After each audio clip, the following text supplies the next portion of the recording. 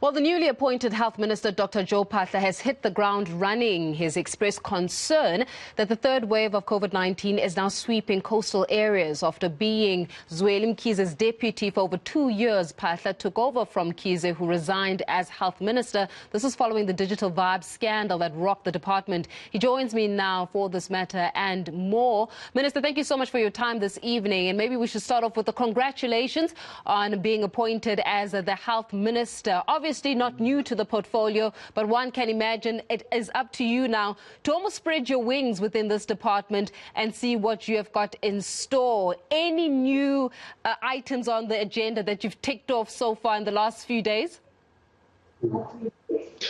Well, not really new. Principally because, first of all, the program of government and of each department is defined in each 5-year term.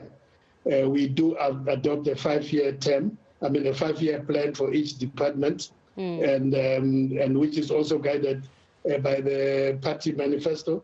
So that program is there, and then there's an annual performance program as well, which were presented to Parliament and the budget. So it's really more of tweaking just the emphasis. And as you know, and as you already started with your introduction, you've got very little room to move now, in the sense that, the COVID-19 is still, on us.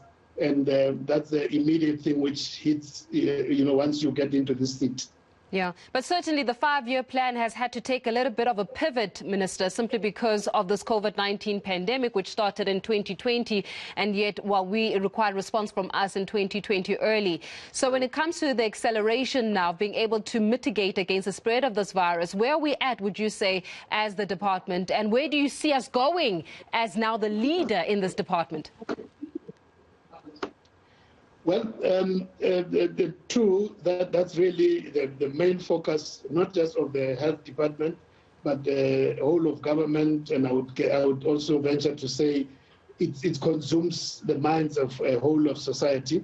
But the health department is the lead in government. Of course, the president leads the whole of government. Now, in terms of where we are, we've been with this now for just over 1.5 years, from March 2020 in our case, but in terms of internationally, from as early as January last year, 2020, we became aware in China and WHO declaring this as a World Health Emergency. Now, we've gone through basic, prevention, what we call non-pharmaceutical intervention. Of course, that's all that we had for most of 2020.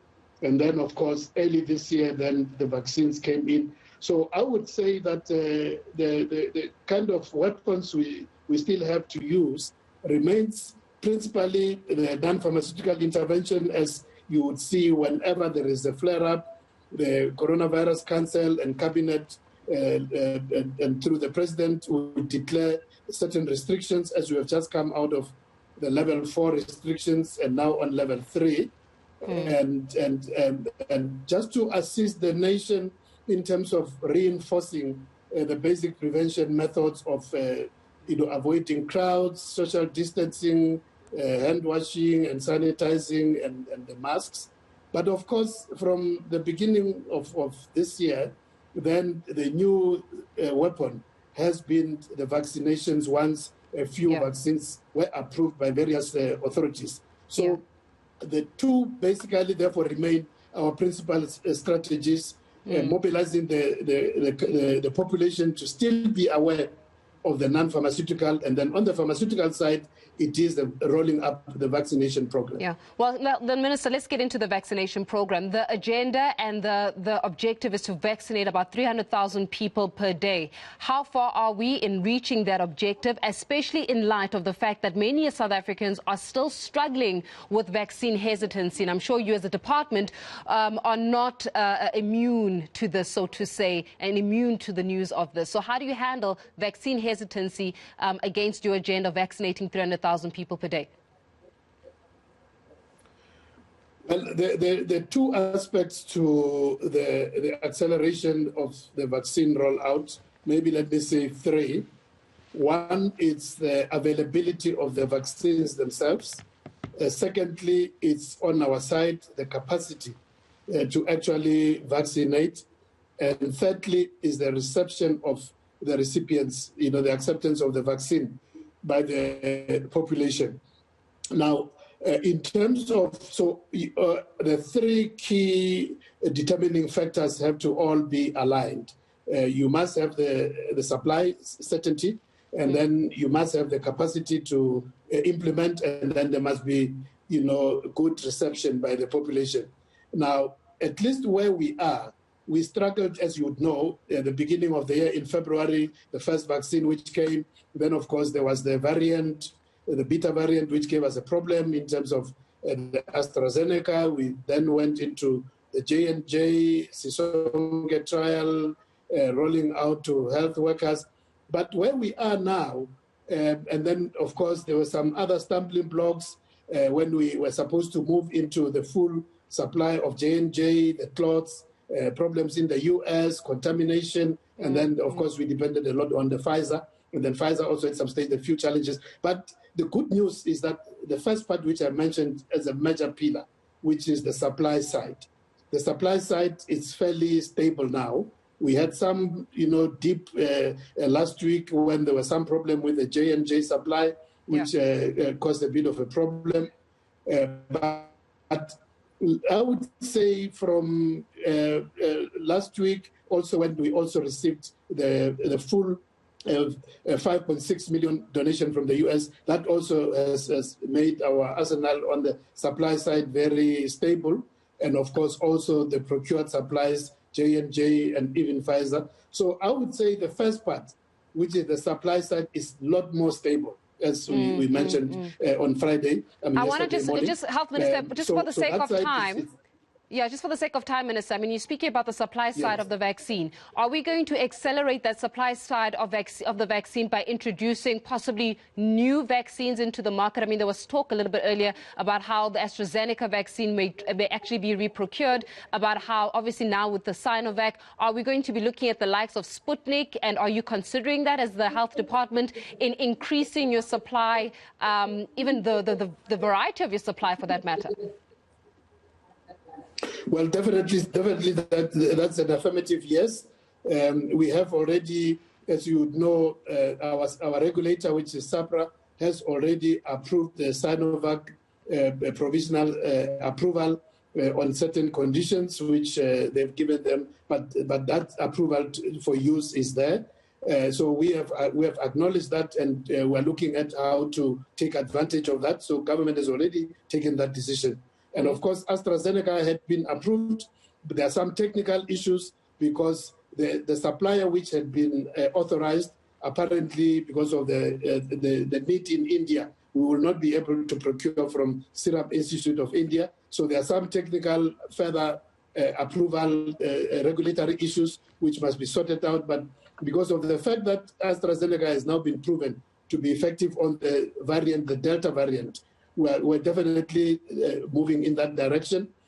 The others, the Sputnik, the Sinopharm, and the others, they all, I mean, I know that as far as we know, the SAPRA is at an advanced stage of interaction with the suppliers of Sputnik. So at any given time, they could probably approve it. Once that approval is given, we also, so in principle, we're now looking at the modalities of procurement and all the, checking all the requirements, but we are definitely moving in the direction of diversification. Yes. All right. So speaking about diversification, also, Health Minister, what's been a growing concern is how now you are the one who's the political leader at the helm of this health department. You're not new to this portfolio, but you certainly, Minister, come under the shadow of one such, a former health minister, Zweli Mkhize.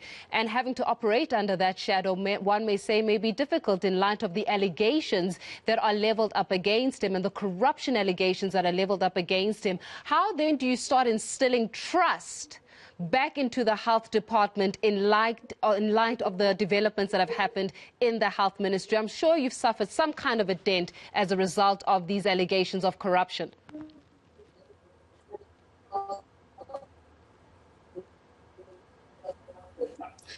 Well, definitely. I mean, when there's a class in any institution, it can be very alive to the fact that I come in a situation where there are certain doubts.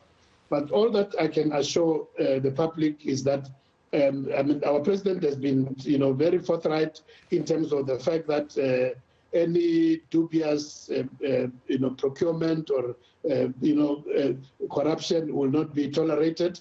And, so I want to assure the public that we will be a lot more stringent in terms of looking at how we procure our services, how we procure our goods. I can say clearly on the vaccine side, just as an example, we're making sure that everything is according to the rules. We're working very closely with National Treasury.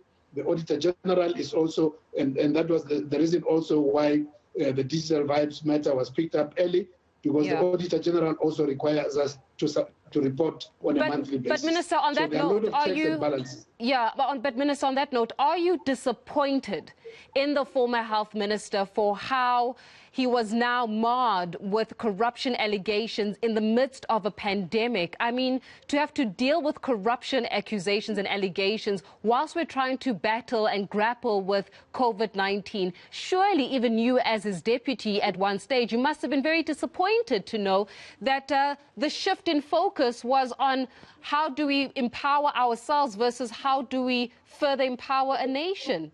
Are you disappointed? Well, let me say that, as I've said, it can be good in the midst of a very important national battle, a national and international battle, where you have to move, all the resources, all the capacity, mobilize society, have the confidence of society. It definitely has not been good. I think it's something which, of course, we would have been better off without it.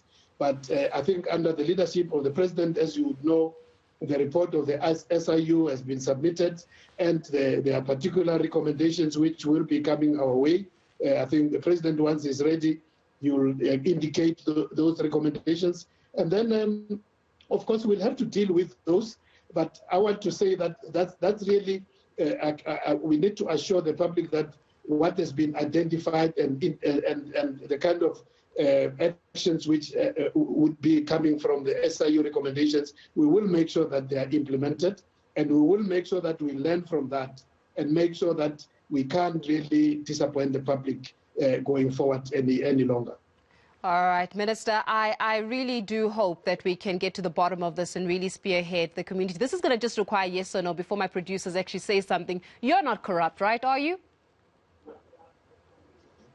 Well, no, definitely. I've been in government various capacities for quite some time. Almost, I would say, a bigger part of my professional life. I've worked as a medical practitioner over almost 10 years. I've been in various public offices here in my province in Limpopo as an MEC. I've worked in administration. I've been national government, and I've never had to deal with a matter of, allegations of corruption. So if that's an indication, I mean, I'm talking about almost from the beginning of the democracy, I've served this government in various capacities at senior level over the last 26 years or so. And I've never had to answer to such allegations, if that's an indication of where I stand. Well, nowadays we have to ask, Minister, and thank you so much for your time and for your authenticity. The Health Minister there, Dr. Joe Phaahla, just giving us an indication of what it looks like now when it comes to the health portfolio under his leadership.